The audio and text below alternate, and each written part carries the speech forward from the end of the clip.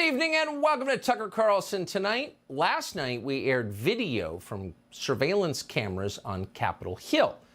That video was recorded 26 months to the day before, January 6, 2021. And for 26 months, that footage was held from the American public. The January 6th committee made certain. Now, the Justice Department also kept a lid on that video footage. And in fact, in some cases, DOJ did not share it with criminal defendants who'd been charged on January 6th in violation of their constitutional rights. So we felt it was a public service to bring what we could to you. There was no justification for keeping this secret any longer, and a powerful argument to be made that sunlight is always and everywhere the best disinfectant. And in fact, because it was video evidence, it is to some extent self-explanatory. Anyone can look at the tape and decide what he or she thinks of it. So the tape we showed last night indicated very clearly that Capitol Hill police, in some cases, escorted protesters through the Capitol as if they were giving a tour. They did that with Jacob Chansley, the so-called QAnon shaman. At one point, they even tried to open locked doors on Chansley's behalf. Chansley was sentenced to 4 years in prison for his crimes in the Capitol on January 6th. And the video we showed you last night raises the obvious question, why? On what grounds? The video I showed you last night also showed that Officer Brian Sicknick was not beaten to death with a fire extinguisher by protesters on January 6th, as the media and Liz Cheney so often claimed. The video shows Sicknick walking around the building, apparently in good health, after he was supposedly killed. We showed you that video. You can make of it what you will. We also showed you video that proves Ray Epps, the mysterious protester who encouraged others to breach the Capitol, lied to the January 6th committee about where he was on that day. But for some reason, the committee protected him anyway. He was not considered an insurrectionist. He was their ally. So once again, you can draw whatever conclusions you like from that video. We have ours and we shared them with you. But it's really beyond debate that it is good for this country for Americans to be able to see it. The media and politicians, the people in charge, have talked about January 6th every day since it happened for 26 months. And so at some point, the evidence should be presented to the public. In free countries, governments do not lie about protests as a pretext to gain more power for themselves. They don't selectively edit videos for propaganda services and then lie about them in fake hearings and show trials. But that's exactly what happened. And every member of Congress should ask why that happened. But Democrats in the Senate, the Democratic leader in the Senate, Chuck Schumer, is not asking why. Instead, Chuck Schumer went on the Senate floor today to explode and to say that showing that video, evidence of wrongdoing by the federal government, including the security forces, the police department that Nancy Pelosi personally controlled, letting the public see any of that is a threat to democracy. Watch. Last night, millions of Americans tuned in to one of the most shameful hours we have ever seen on cable television. Fox News host Tucker Carlson ran a lengthy segment last night arguing the January 6th Capitol attack was not a violent insurrection. I don't think I've ever seen a primetime cable news anchor manipulate his viewers the way Mr. Carlson did last night. I don't think I've ever seen an anchor treat the American people and American democracy with such disdain. There's nothing that shameful that has ever appeared on American television in the history of the medium. And so, on the basis of that, the self-evident outrage of showing the public video that it paid for and has a right to see, Chuck Schumer called for the censorship of that video. Any information, and he did not dispute that it was accurate, that damages a storyline his party constructed and used must be squelched. And Schumer was explicit on that point.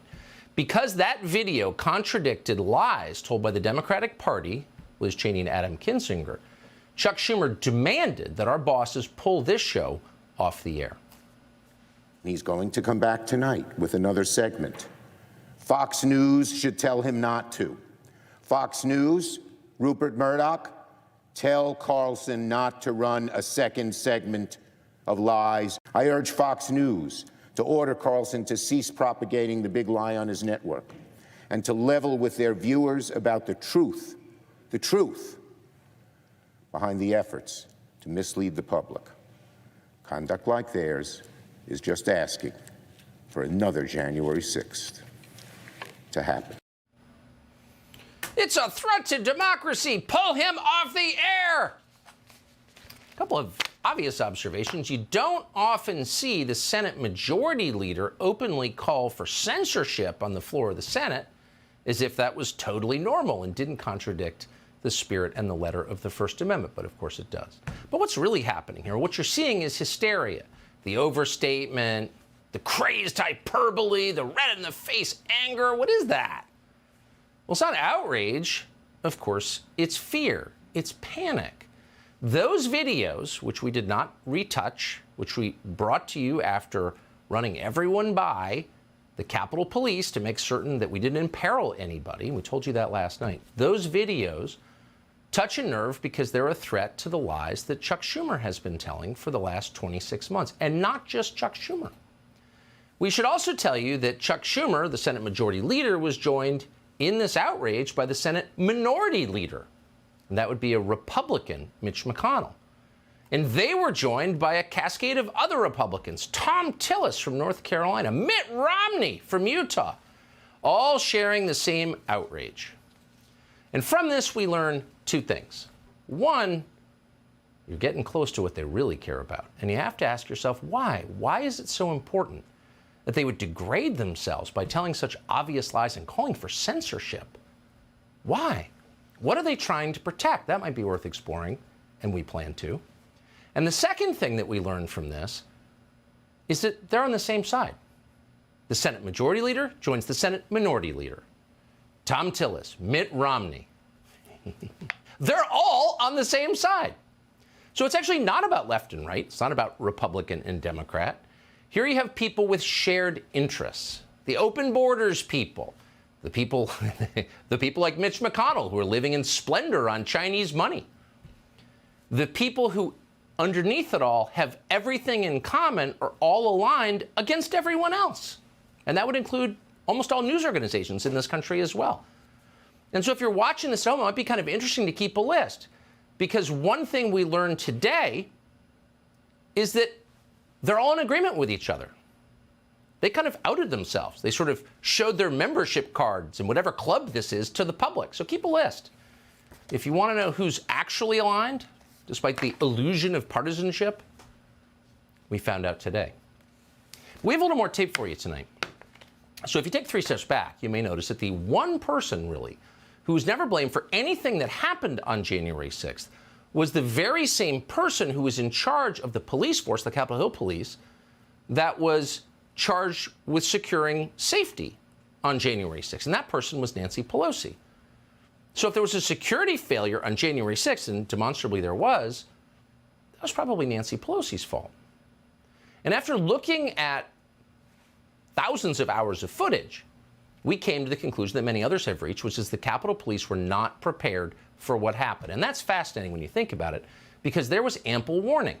The federal intel and law enforcement agencies knew perfectly well there could be a massive disturbance at the Capitol. But the frontline officers on duty that day didn't know. And yet the people who kept that information from the frontline officers who were overwhelmed by thousands of people milling around the Capitol building, the people who fell down on the job, who didn't do their job, they were not punished. They were rewarded. And you have to ask yourself, why is that? Subscribe to the Fox News YouTube channel to catch our nightly opens, stories that are changing the world and changing your life. From Tucker Carlson Tonight.